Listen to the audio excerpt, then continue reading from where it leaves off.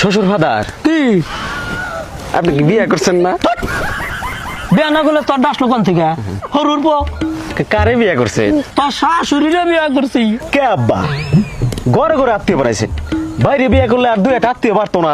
ওরে আল্লাহ রে, ওই তুই সব সব তোর একটা কথা কবি না। আয়, শ্বশুর ফাদার, এই এত বড় নদী কেরা কাটছিল? তোর বাপে কাটছিল, এত মাটি কোনে ভালাইছেন? আমি খাইছি শালা হরুর পো। দাঁত কিস কিস করে নাই? ওরে আল্লাহ রে, তোর কিন্তু থাপড়ে দাঁত দুধ ভাই গালিয়ে দেবো। দাঁত বাংলা আমি শ্বশুর বাড়ি যে গোস্ত খামো কেমনে? আরে শ্বশুর ফাদার কি হাসতেছেন? আমি কাশতাছি, আমি কাশতাছি। এই শালার কাছে মেয়ে বিয়ে দিয়ে আমি ছাই খাইছি রে, ছাই খাইছি। ছাই খাইতে গেলেন কেন? আমারে কইলেই তো এক বস্তা চাল পাঠিয়ে দিতেন। তোরে জামাই বানিয়া আমার মেয়েটার জীবনও শেষ, আমার জীবনটাও শেষ। খালি আমার দোষ? আপনার মেয়ের দোষ নাই? আপনার মেয়ে যে খালি টাকা চায়, আপনার মেয়ে আমার একবার ফকির বানিয়ে হেলাইলো। আই, কয় টাকা চাই রে, কয় টাকা চাই?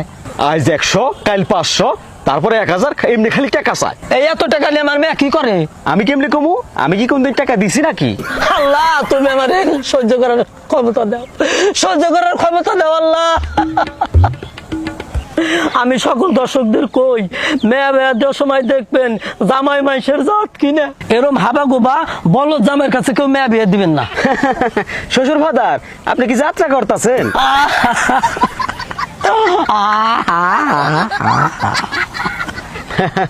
আবার অভিনয় কি শেষ হয়েছে? ও রুলপো, তোর কাছে আর মেয়া দিন না, শালা জানোয়ার জানি কোথাকার।